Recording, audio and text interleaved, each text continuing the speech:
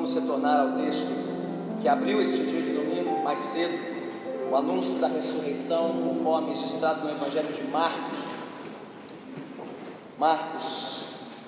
Começando a nossa leitura no final do capítulo 15, versículo 40, e seguindo até o início do capítulo seguinte.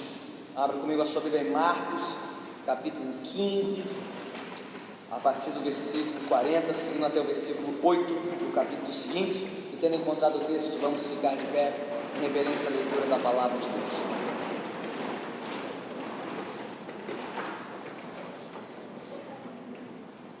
Diz assim a palavra do Senhor, conforme registrado, no Evangelho de Marcos, capítulo 15, a partir do versículo 40. Algumas mulheres estavam observando de longe. Entre elas estavam Maria Madalena, Salomé e Maria, mãe de Tiago, o mais jovem, e de José. Na Galiléia elas tinham seguido e servido a Jesus. Muitas outras mulheres que tinham subido com ele para Jerusalém também estavam ali.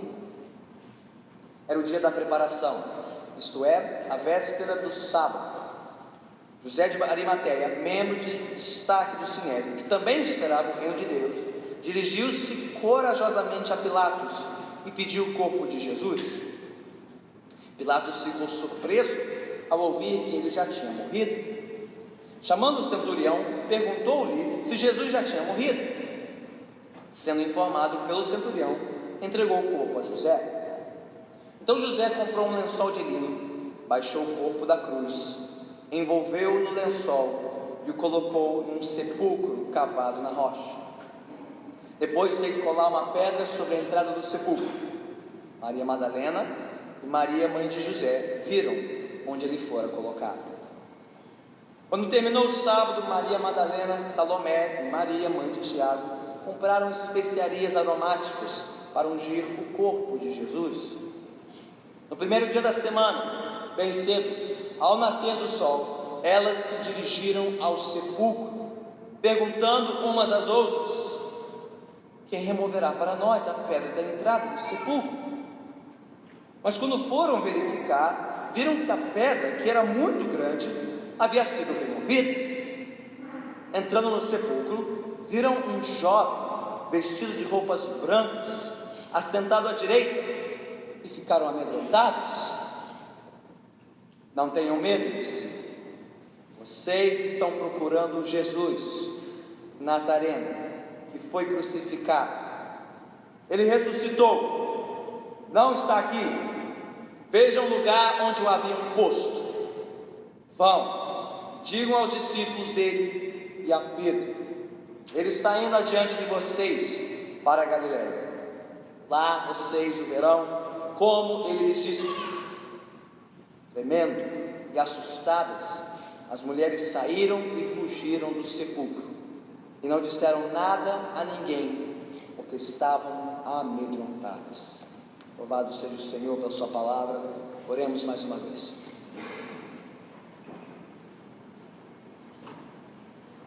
Senhor bendito, uma coisa somente pedimos a mais: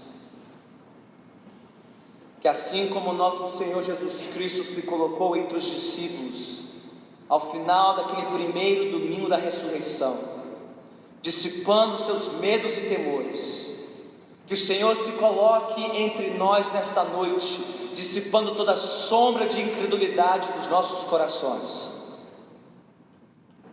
Que os nossos olhos sejam desvendados para contemplar o Cristo triunfante, o Cristo vitorioso, o Cristo glorioso, o Cristo ressurreto dentre os mortos. E assim que a nossa fé seja revestida de nova certeza, de novo ânimo, de novo vigor, pela tua graça. Para o teu louvor te pedimos, em nome de Cristo Jesus. Amém. Podemos assentar.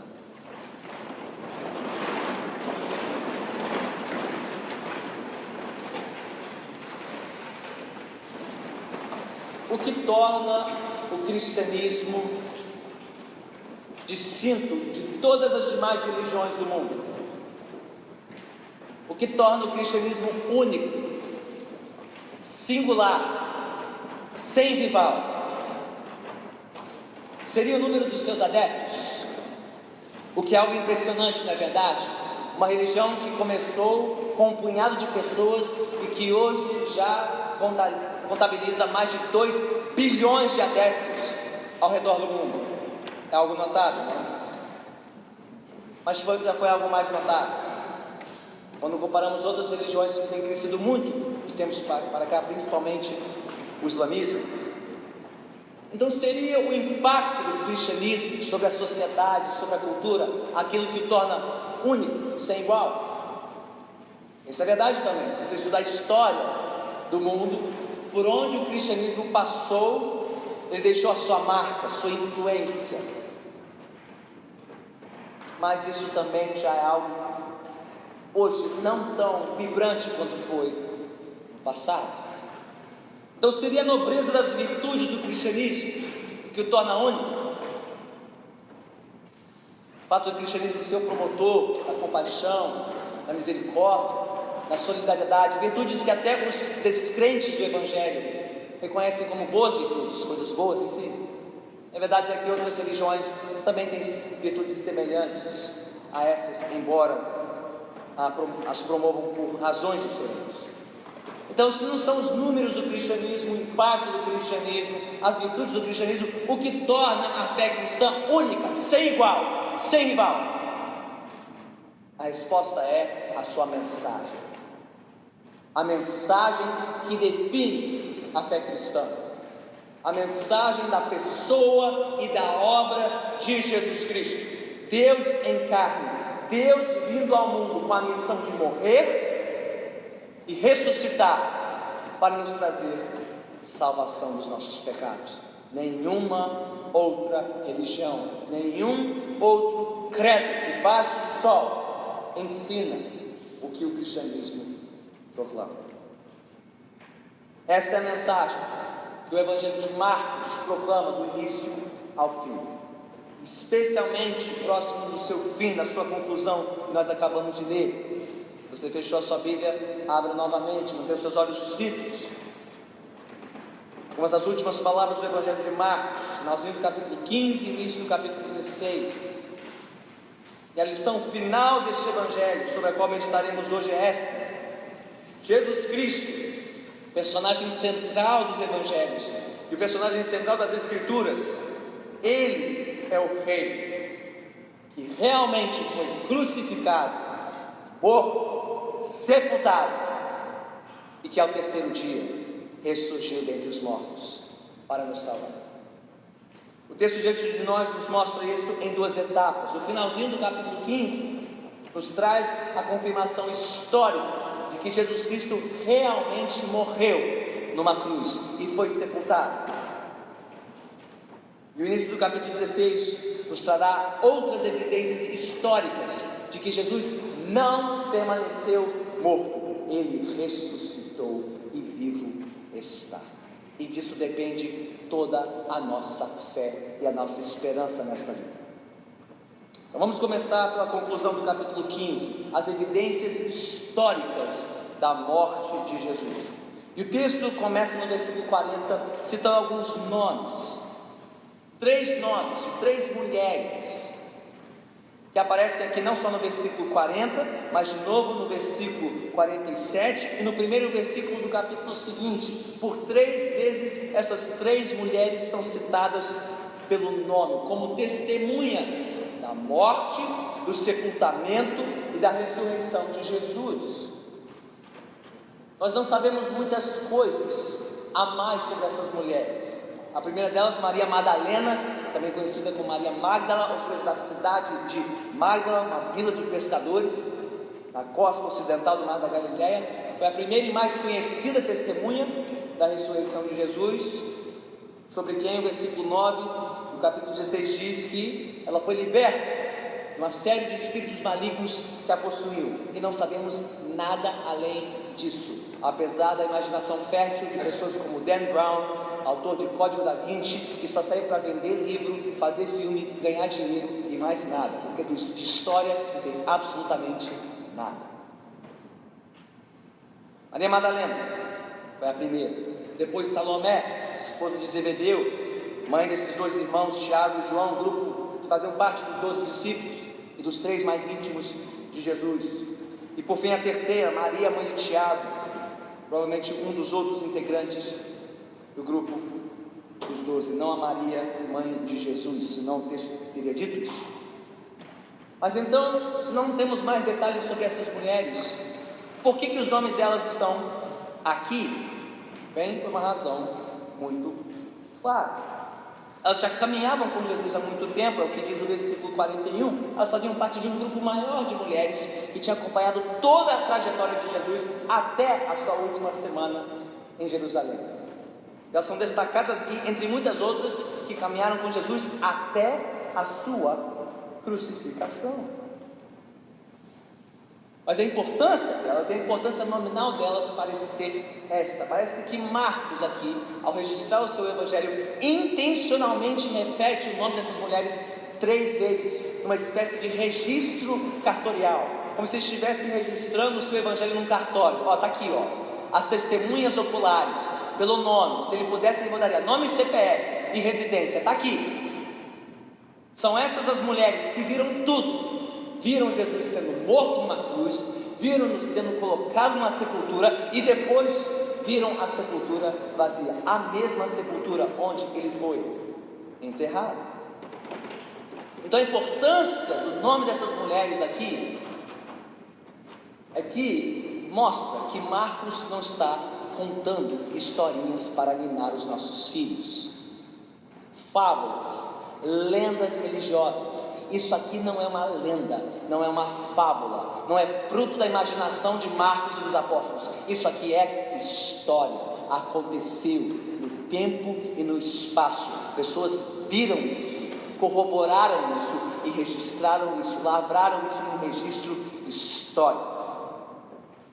E mais, contradizendo os críticos do cristianismo, escrevem revistas como Super Interessante, que a cada Páscoa traz uma nova matéria questionando a veracidade dos evangelhos. Será que foi isso mesmo? Ou será que os apóstolos inventaram essas historinhas e colocaram palavras na boca de Jesus, inventando que ele ressuscitou dentre os mortos? Bem, se Marcos quisesse inventar a história da ressurreição, ele foi um péssimo inventor, porque ele escolheu justamente 3 mulheres como testemunhas da ressurreição. Pastor, qual é o problema disso? Bem, não sei se você sabe, mas na cultura greco-romana do primeiro século, entre gregos, romanos e judeus, a testemunha de uma mulher nunca seria aceita em um tribunal. Mulheres não poderiam depor num tribunal, a palavra delas não tinha peso jurídico. Sabe por quê? Porque estes povos, gregos, romanos e judeus, não criam na credibilidade das mulheres. Aliás, segundo um filósofo pagão chamado Celso, do segundo século, grande opositor do cristianismo na época, ele dizia que uma das principais razões pelas quais ele não acreditava no cristianismo era justamente porque as pessoas que primeiro relataram a ressurreição foram mulheres, e segundo o filósofo pagão Celso, mulheres não podiam ser acreditadas, porque afinal de contas elas eram todas histéricas. Aí as feministas ficam histéricas ao saberem que o cristianismo foi uma das primeiras religiões a valorizar o testemunho das mulheres. O cristianismo foi a grande força libertadora das mulheres do preconceito contra a sua palavra. Traga isso à tona na próxima vez que você estiver conversando com uma feminista que precisa conhecer a Jesus. Bem, à luz desse contexto histórico, a pergunta é: por que Marcos e os demais evangelistas mencionariam o testemunho ocular de 3 mulheres, se era sabido na época que o testemunho de mulheres não era aceito, não era bem visto? Tem só uma razão para eles dizerem isso: porque é verdade, porque de fato foi assim. Não haveria por que inventar este fato somente para depor contra a credibilidade da fé cristã. Assim eles registraram, porque assim aconteceu. E o irônico aqui é que os homens, os machos, os discípulos que disseram que iriam com Jesus até a morte, cadê eles nessa história? Sumiu, ninguém sabe, ninguém viu, não há um discípulo homem aqui, seguindo bravamente e corajosamente a Jesus até o fim, nem mesmo Pedro não se encontra sequer perto da cena, só as mulheres. Mas há uma outra testemunha que desponta aqui no relato, a partir do versículo 42, esse sim, homem, um tal de José de Arimateia.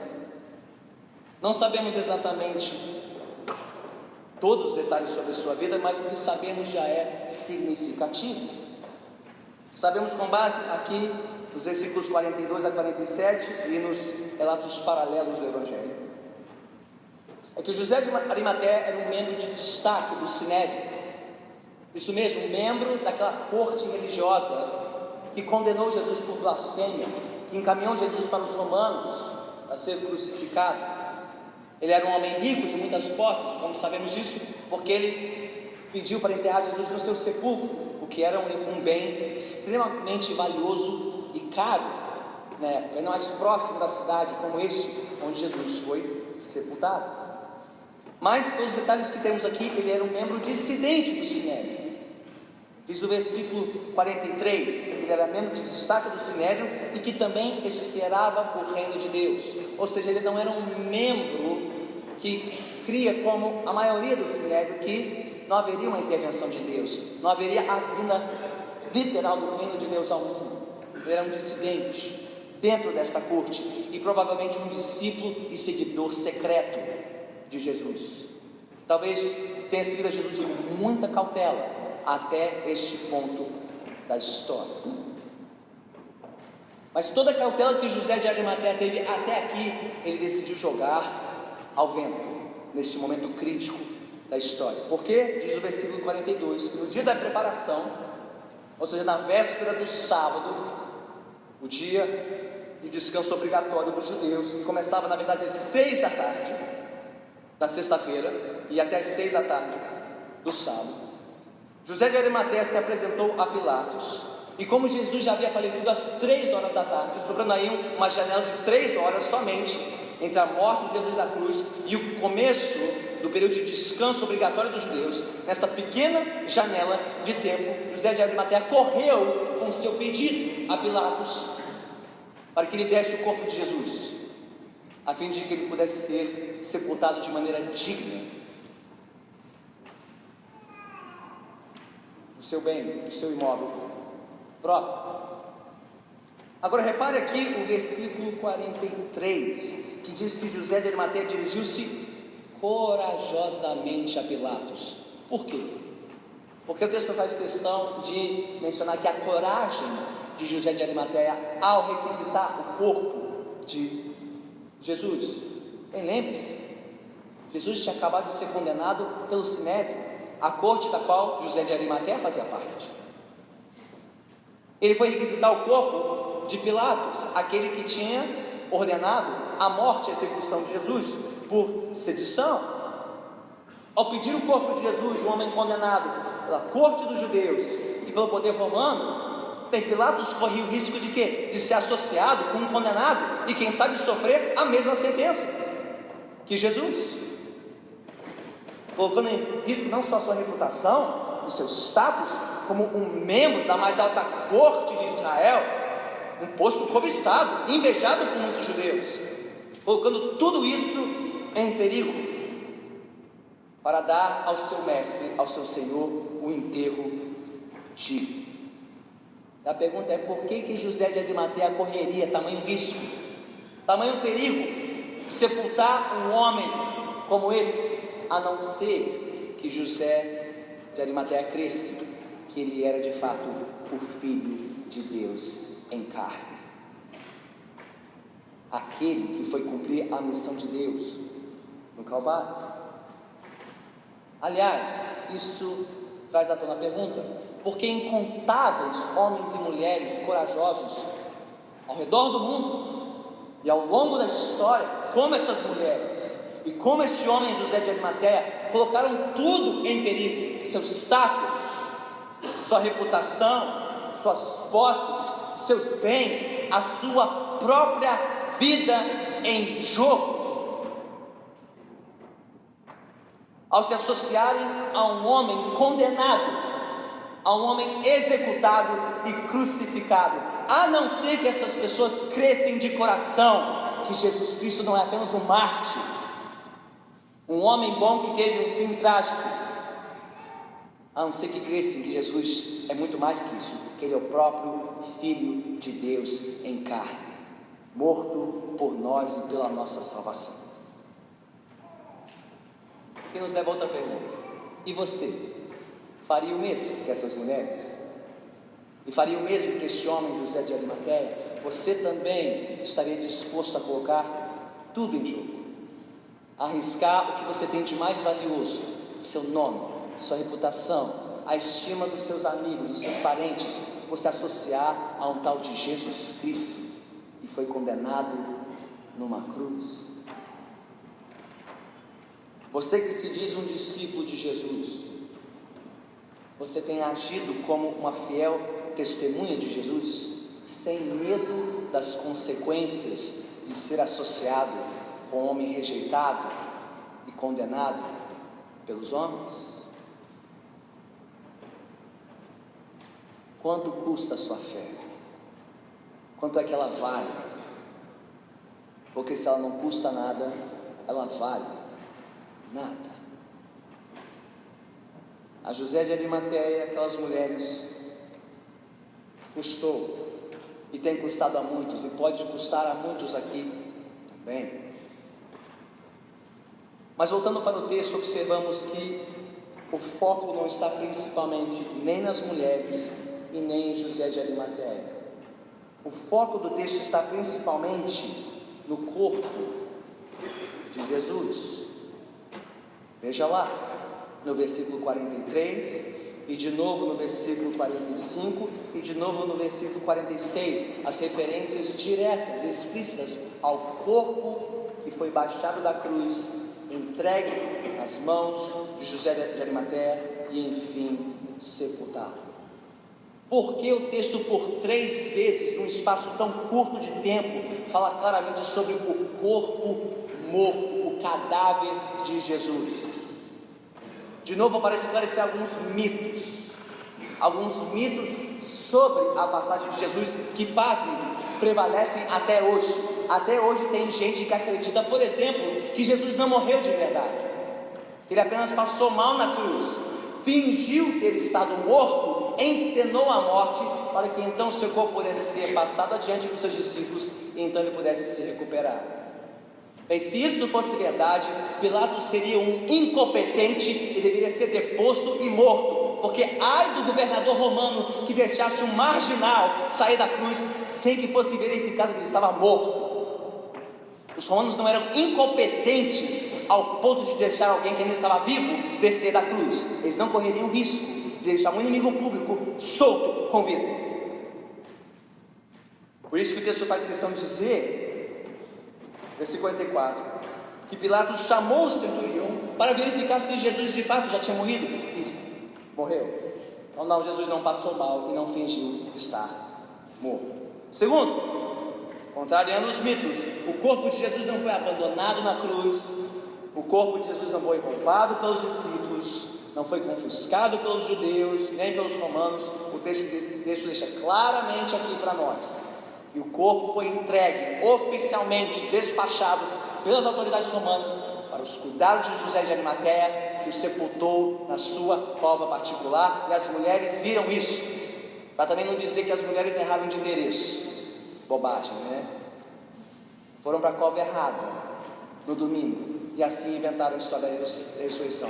É muita criatividade uma coisa dessas. Não, diz o texto que elas viram exatamente onde ele foi sepultado, e foi para lá que voltaram no domingo, para a mesma cova. Então o texto não deixa dúvida, tudo isso foi testemunhado, foi registrado. Ele de fato morreu, ele de fato foi sepultado. E tudo isso nos mostra, juntando as peças de novo, é que não estamos tratando de faz de contas, de fábulas e lendas religiosas. Estamos falando de um relato histórico, factual, verídico, comprovado. Isso porque o cristianismo não se apresenta e não se propõe a ser mais uma alternativa religiosa dentre as demais. O cristianismo tem a integridade e a coragem de dizer que o que nós cremos aconteceu de fato. Isso não foi inventado nem imaginado, isso foi visto e comprovado. E até que nos mostre o contrário, nós não creremos em outra coisa. As evidências estão aí, as testemunhas estão todas aqui citadas pelo nome. Desde o seu nascedouro, o cristianismo se apresenta com a proclamação da verdade. E se isso não fica claro o suficiente na descrição do sepultamento de Jesus, então volte para o capítulo seguinte. Avance para a cena da ressurreição de Jesus. Claro, a mais polêmica e a mais contestada pelos críticos do cristianismo. Capítulo 16, versículos 1 a 8. Diz o texto que, terminado o sábado, o dia de descanso dos judeus, novamente as mesmas mulheres, os mesmos nomes, Maria Madalena, Salomé e Maria, mãe de Tiago, dirigiram-se corajosamente ao sepulcro, o mesmo sepulcro onde viram o corpo sendo sepultado. Não outro sepulcro, não erraram de endereço, o mesmo sepulcro. Logo ao nascer do sol, no primeiro dia da semana, versículo 2, dia de domingo. E veja novamente a mesma coragem que caracterizou a postura dessas mulheres quando a crucificação e do sepultamento, agora no dia da ressurreição. A mesma disposição para estar lá diante do corpo de Jesus. E de novo o contraste com os homens. Os homens continuam ausentes dessa história. Vantagem das mulheres, demérito nosso. De novo elas chegando primeiro na sepultura. Mas repara aqui o que essas mulheres esperavam encontrar. Diz o versículo 1 que elas compraram especiarias aromáticas para ungir o corpo de Jesus. E no versículo 3 perguntaram umas às outras: quem removerá para nós a pedra da entrada do sepulcro? O que essas duas peças, essas duas informações nos mostram? Que elas esperavam encontrar Jesus vivo ou morto? Morto. Você só comprava especiarias aromáticas para o quê? Preservar o corpo de um morto. Como que numa espécie de última homenagem dessas mulheres que foram privadas disso na sexta-feira. Elas voltaram para lá, depois do dia de descanso do sábado, para honrar o seu Senhor, e esperavam encontrá-lo morto. E a sepultura fechada. Ou seja, nem essas mulheres, por mais corajosas que fossem, compareceram com a expectativa de encontrar Jesus vivo. Elas foram ao sepulcro esperando encontrar um cadáver num túmulo fechado e não um túmulo aberto sem cadáver, o que explica o restante deste relato. E eu sei que por ser por demais familiar para nós perdemos um pouquinho do drama, do suspense desta cena a partir do versículo 4. Mas use a sua imaginação comigo por um instante e coloque-se no lugar dessas mulheres. Okay? São 3 mulheres que estão absolutamente sós, sem escolta, sem a ajuda de nenhum homem, sem nenhuma proteção legal, indo para uma sepultura, um cemitério, antes do sol nascer. Uma sepultura que estava sendo guardada por militares romanos. A sepultura de um homem que tinha sido condenado pela mais alta corte religiosa dos judeus. A sepultura de um homem que foi condenado pelo império. E essas mulheres caminhando sozinhas antes do nascer do sol rumo a esta sepultura, esperando encontrar a sepultura fechada. E quando chegam lá, Versículo 4 diz o quê? Quando foram verificar, viram que a pedra, que era muito grande, havia sido removida. A sepultura fora violada. Agora coloque-se no lugar dessas mulheres. Você vai para o cemitério, você está sozinha, e de repente tem uma cova aberta. O que você faz? Você vai entrar na cova? Seja honesta, ok? Por favor. Nem com mais 2 colegas. Você vai entrar numa sepultura violada ao nascer do sol. Você teria coragem para entrar? Para ver o cadáver? Quem violou a sepultura? Bem, tamanha foi a coragem delas, versículo 5, que elas entraram. Você pode imaginar as cenas, né? Não solta, não sai correndo, não grita, tá? Miga, se segura, tá? Solta não. Fica mais de fora. Entra no sepulcro. E lá onde deveria estar o cadáver, está quem? Um estranho. Entrando no sepulcro, versículo 5, viram um jovem vestido de roupas brancas, assentado à direita, e ficaram amedrontados. Não um cadáver, o cadáver do Cristo, mas um homem, um estranho, a quem os outros evangelhos identificam como um anjo, vindo da parte do Senhor. Então ouviram este personagem, versículo 6 em diante, 3 coisas. Primeiro, o anjo disse: não tenham medo. Como já dissemos antes desse púlpito, é sempre o que o anjo diz. Onde é que um anjo aparece na Bíblia, a primeira coisa que ele tem que dizer é: por favor, não tenha medo. É difícil ser um anjo na Bíblia. Onde você aparece é pavor para tudo que é lado. Calma, não tenha medo. Ainda mais agora, com 3 mulheres histéricas dentro de uma cova vazia. Eco ali. Calma, não tenha medo. Por quê? Vocês estão procurando Jesus. Segundo, Jesus o Nazareno, que foi crucificado. Ele ressuscitou. Não está aqui. Vejam o lugar onde o haviam posto. Ou seja, o anjo aqui, além de tentar acalmar os ânimos daquelas mulheres, reconhecendo o medo e o pavor delas, reconhece a expectativa frustrada. Olha, vocês vieram aqui à procura de um homem morto. Pode verificar, não tem cadáver. Ele ressuscitou. Ele não aparentou estar morto, não foi roubado, ele não sumiu. Ele de fato estava aqui até pouco tempo, mas agora ele ressuscitou.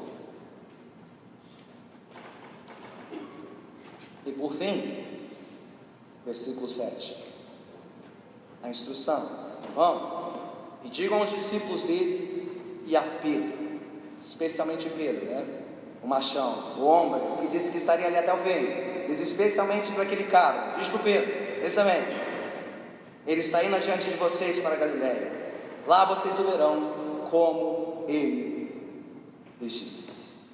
Como ele lhes disse. Qual a importância do anjo terminar com essas palavras? Como ele lhes disse. O que o anjo estava dizendo em outras palavras? Olha, por mais que as suas expectativas tenham sido frustradas, vocês queriam ver um cadáver, não está aqui. Por mais que vocês estejam apavoradas, perplexas e amedrontadas, saibam que tudo que vocês estão vendo e que tudo que está acontecendo exatamente como ele lhes disse. Por mais que tudo parecia conspirar contra as palavras de Jesus, contra as suas promessas, contra o triunfo do seu reino, era justamente o contrário. Por mais que as mulheres pudessem ser enganadas pelas aparências, na verdade hoje está dizendo: fiquem calmos, está tudo seguindo o plano, nada saiu do controle de Deus. E meus irmãos e irmãs, não é exatamente isso que nós precisamos saber e ouvir todas as vezes que a nossa vida parece estar saindo dos trilhos? quando parece que tudo está conspirando contra nós e contra as promessas de Deus, você só precisa saber uma coisa: não tenha medo, tudo está acontecendo como Ele ordenou. Porque Jesus já tinha preparado aquelas mulheres e os discípulos dias antes, por 3 vezes dizendo: eu vou para Jerusalém, eu vou para ser rejeitado pelos líderes, eu vou para ser crucificado e ao terceiro dia eu ressuscitarei. Tudo conforme as palavras do Mestre. Mas será que funcionou o que o anjo disse? Versículo 8. Pelo visto, a princípio, não. A histeria prevaleceu por mais um tempo. Tremendo e assustadas, as mulheres saíram e fugiram do sepulcro, e não disseram nada a ninguém, porque estavam amedrontadas. Que ironia, não? Depois do anjo ter dito: não precisa ter medo, falem para os outros. O que elas fizeram? Não falaram, ficaram caladas e permaneceram amedrontadas e perplexas. O que é ainda mais irônico, porque se você conhece o Evangelho de Marcos e já avançou pelas suas páginas, você ouvirá quantas vezes Jesus disse para os seus discípulos ao longo deste Evangelho para eles ficarem calados e não dizerem aos outros quem ele realmente era. E agora que tinha chegado a oportunidade de dizer ao mundo quem ele era, as mulheres não conseguem, vencidas pelo medo, vencidas pela perplexidade, de ainda não entenderem o que exatamente tinha acontecido naquela sepultura.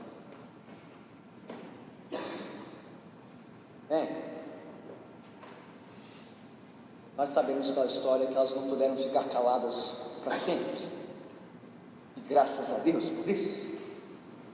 Mas a pergunta é: o que foi capaz de fazer com que aquelas mulheres vencessem o medo e vencessem o seu silêncio? De novo, sendo uma mulher no primeiro século, em que todo mundo já desconfia da credibilidade de sua palavra, e você ainda dizer: olha, Jesus ressuscitou, é pedir para fazerem piada na sua cara. Mas o que fez com que aquelas mulheres vencessem o seu medo e a sua perplexidade, o seu espanto? Só existe uma resposta satisfatória, só existe uma resposta que explica a mudança da história, e a resposta é verdade. É verdade. Ele está vivo. Ele estava morto, mas agora está vivo. Cristo ressuscitou. Só a ressurreição de Jesus explica os fatos, explica a reviravolta dessa história. Só a ressurreição de Jesus explica razoavelmente o túmulo vazio e a capacidade daquelas mulheres vencerem o seu próprio medo e o preconceito da sua sociedade e dizerem aos outros: é verdade, Ele vive, Ele ressuscitou.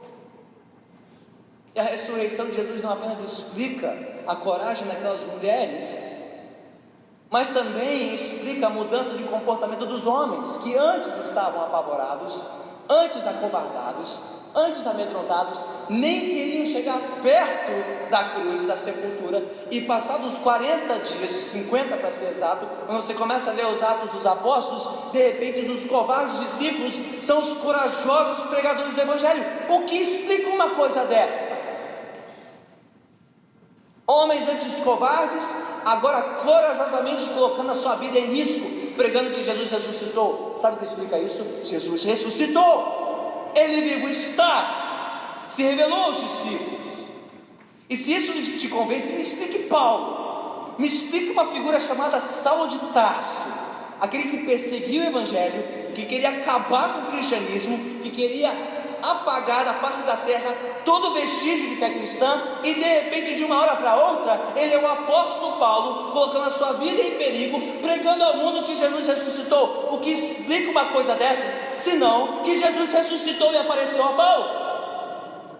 E se isso não te convence, então me explique 215 milhões de cristãos ao redor do mundo dispostos a pagar o preço com a sua própria vida,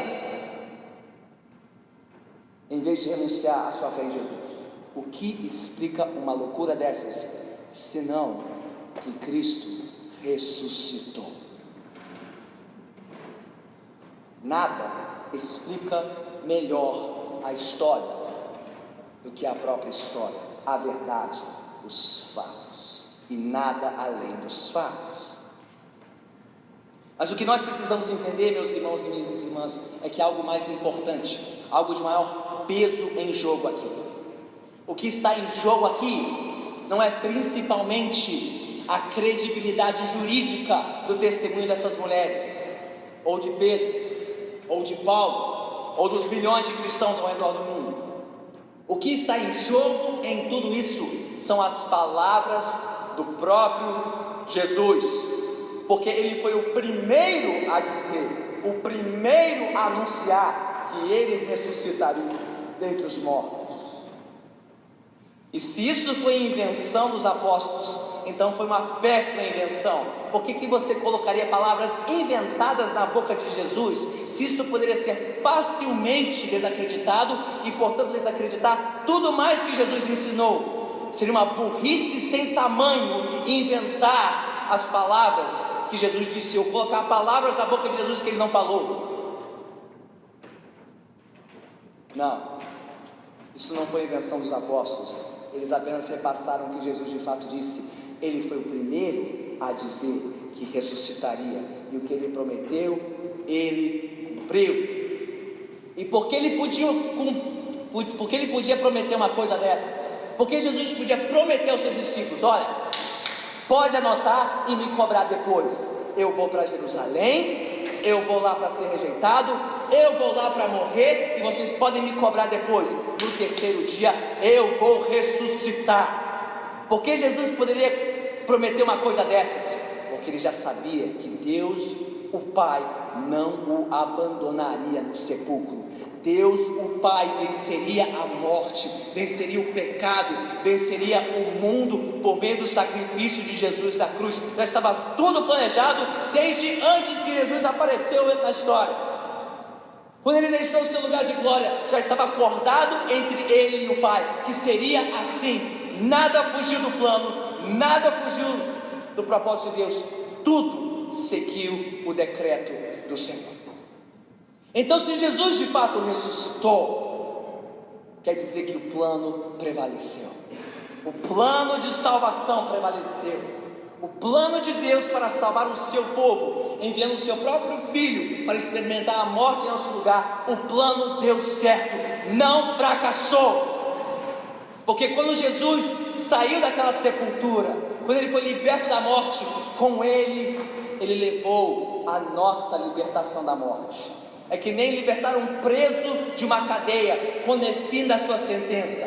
Fim da sentença, o encarcerado está livre. Fim da sentença, Jesus sai da cova, ressuscitou, está consumado, acabou. A morte não nos domina mais, o pecado não é mais o nosso Senhor. Ele ressuscitou, Ele está vivo, e todos que nele creem estão libertos da morte eterna. Acabou.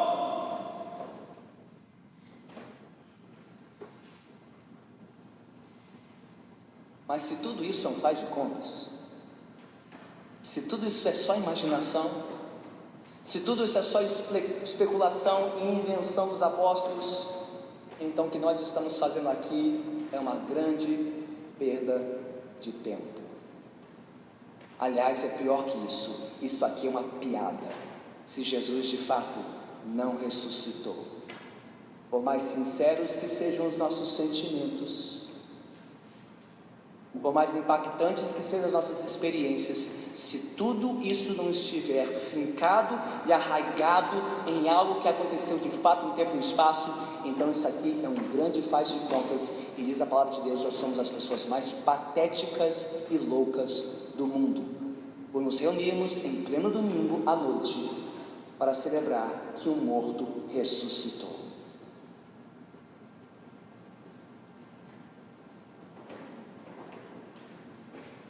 ou não, porque Ele de fato ressuscitou. Isso de fato aconteceu. O que quer dizer que a nossa fé em Cristo tem fundamento, nossa pregação é verdadeira e a nossa esperança é viva. E porque Ele ressuscitou, porque Jesus está vivo, porque Ele venceu a morte, então todos nós aqui só temos uma de duas escolhas, e não existe uma terceira opção. Uma de duas escolhas: ou você crê que Jesus foi morto, que Ele foi sepultado, que Ele ressurgiu dentre os mortos, que Ele venceu a morte e o poder do inferno, e crendo você vive, você nasce de novo para uma nova vida que não termina na sua sepultura, mas que adentra a eternidade. Você crê, sai desse lugar salvo dos seus pecados e anuncia ao mundo que só há salvação em Jesus. Ou sinto dizer, você descrê. E aí o pior dos seus problemas te aguarda depois da sua sepultura. É algo muito pior que a morte física. Chama-se a morte eterna.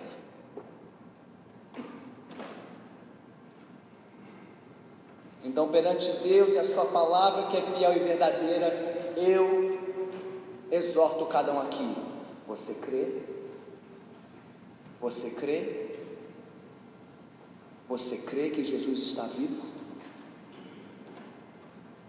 Você crê que Ele ressuscitou dentre os mortos? Você crê que Ele venceu a morte? Você crê que não existe outro na história que fez uma coisa dessas? Que não existe outro capaz de fazer uma coisa dessas? Você crê que não há outro que pode te livrar da morte eterna, senão aquele que morreu no seu lugar? E crendo, você rende a sua vida a Ele, você se entrega ao seu Salvador e Senhor,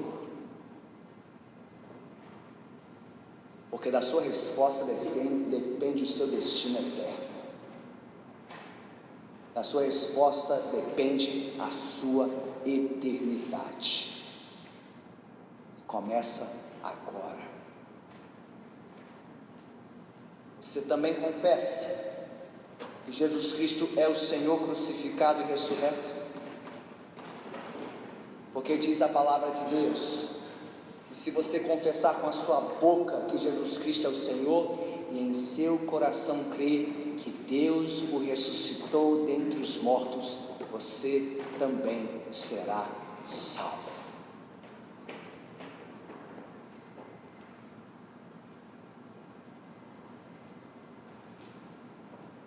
Mas a repercussão disso não é só para aqueles que ainda não creram e não se renderam.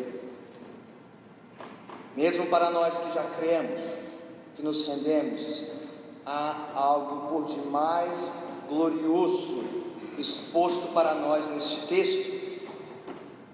Porque o que Jesus fez ao sair daquela sepultura, ao vencer a morte e ressuscitar dentre os mortos, isso não só resolveu a nossa condenação, todo o nosso passado de pecado, isso define agora para nós o nosso futuro, a nossa herança, a nossa esperança do porvir.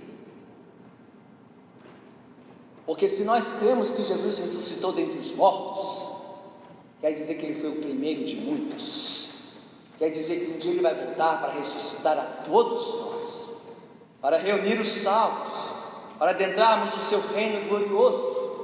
E se Jesus pôde suportar tudo o que Ele suportou até a cruz, sabendo que a cruz não era o fim da história, mas que a ressurreição o aguardava após a cruz, então, irmão e irmã, não há nada que você possa enfrentar nesta vida que Cristo não te dê graça para vencer até o fim. Porque Ele foi adiante, porque Ele trilhou esse caminho à nossa frente, nós também podemos perseverar pela sua graça. Ou seja, não há perda que possamos sofrer nesta vida, nem neste mundo, que o Senhor não possa suprir e repor quando a nossa ressurreição. Então não há perda que você deve temer nesta vida. Aliás, não há nada que você deve temer nesta vida, porque Cristo ressuscitou e nos garantiu vida eterna e abundante. Irmãos e irmãs, nós não precisamos temer a perda dos nossos bens, das nossas posses. Sabe por quê? Porque ao ressuscitar dentre os mortos, Jesus Cristo garantiu para nós uma herança incorruptível e eterna. Você não precisa temer a enfermidade, a perda do seu vigor físico. Sabe por quê? Você pode envelhecer em paz, porque há um corpo incorruptível te aguardando na glória, quando Jesus Cristo vier para nos redimir para sempre. Nós sequer precisamos temer a morte, seja nossa ou de quem nós mais amamos, porque Jesus Cristo prometeu reunir o seu povo na presença dele para todo sempre, e a garantia é a sua ressurreição. Então, meus irmãos e irmãs, por mais que as tramas desta vida, as tristezas e as tragédias deste mundo possam fazer a sua alma tremer, possam amedrontar o seu coração, possam até calar a sua voz, ao ponto de você não conseguir nem orar à noite, saia daqui sabendo de uma coisa só: o túmulo está vazio. Cristo ressuscitou, Jesus está vivo, Ele reina e Ele vai cuidar de nós até o fim. Cristo vive, Ele vive, aleluia, e um dia Ele voltará, e se nele crermos e perseverarmos, um dia estaremos com Ele para todo sempre. Vamos orar. Senhor bendito, diante da Tua palavra, não temos recurso para negar a verdade, não temos razão lógica para descrer da ressurreição de Cristo. Não há nada mais razoável, nada mais verídico, nada mais factual do que a vitória do nosso Senhor Jesus sobre a morte.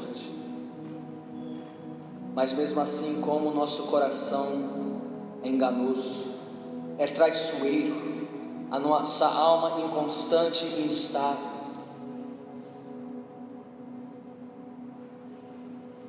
tem misericórdia de nós, tem misericórdia de nós. No mundo de sombras e variações, de voltas e reviravoltas, como somos tentados a tirar o nosso olhar do Calvário e do túmulo vazio, como somos tentados a descrer do Teu poder, descrer da Tua palavra, descrer das Tuas promessas. Mas louvado seja o nosso Senhor Jesus Cristo, que hoje nos traz de volta para si, e nos alimenta pela Sua palavra, nos encoraja pelo Seu Evangelho, a permanecermos firmes até o fim. Ó Senhor, vem socorrer aqueles entre nós que estão cansados e sobrecarregados, fracos e débeis na sua fé. Santo Espírito de Deus, sopra sobre estas almas novo vigor e novo ânimo. Opera nessas vidas o mesmo poder que ressuscitou Jesus Cristo dentre os mortos. Infunde nova vida e novo vigor a estes corações, para que não percam a fé, não percam a esperança do porvir. Estampem em seus olhos a eternidade, Senhor. Estampem em seus olhos a glória do porvir, quando Jesus Cristo retornar para completar a boa obra que Ele começou em nossas vidas. Por mais dura, por mais árdua que seja a jornada, ó Senhor, coloca-te ao nosso lado e fortalece-nos com a certeza da Tua ressurreição, da esperança da nossa ressurreição também. Mas hoje, Senhor, se temos entre nós aqueles que nunca antes contemplaram a glória da ressurreição, que nunca antes fizeram as pazes com aquele que venceu o inimigo que nunca poderíamos derrotar por conta própria, que venceu o pecado, a morte e o mundo no Calvário e no túmulo vazio. Senhor, que estas almas sejam convencidas não por palavras humanas, mas pelo poder do Teu Santo Espírito, que o poder do Evangelho seja desencadeado nessas almas, seus corações sejam libertos da mentira e do engano deste mundo, de tudo aquilo que milita contra o testemunho claro e explícito do Evangelho, que as suas vidas sejam cativadas por essa verdade e separadas deste mundo para testemunhar também aos outros que Cristo ressuscitou, e não há outro que pode nos livrar da morte eterna, senão o Senhor Jesus, que vive e reina para todo sempre. Ó Senhor, que Tu nos sustentes neste lugar, pelo tempo que lhe aprouver, dando bom testemunho do Evangelho, para quantos o Senhor quiser alcançar por intermédio desta casa, das nossas vidas. Dá-nos graça, Senhor, para permanecermos firmes na Tua palavra, firmes nessa esperança até o fim. Quer o mundo nos ouça ou não, quer o mundo nos reconheça ou não, que nós sejamos firmes e inabaláveis no testemunho do único e verdadeiro Evangelho. Tudo isso nós oramos, confiantes e agradecidos em nome de Cristo Jesus.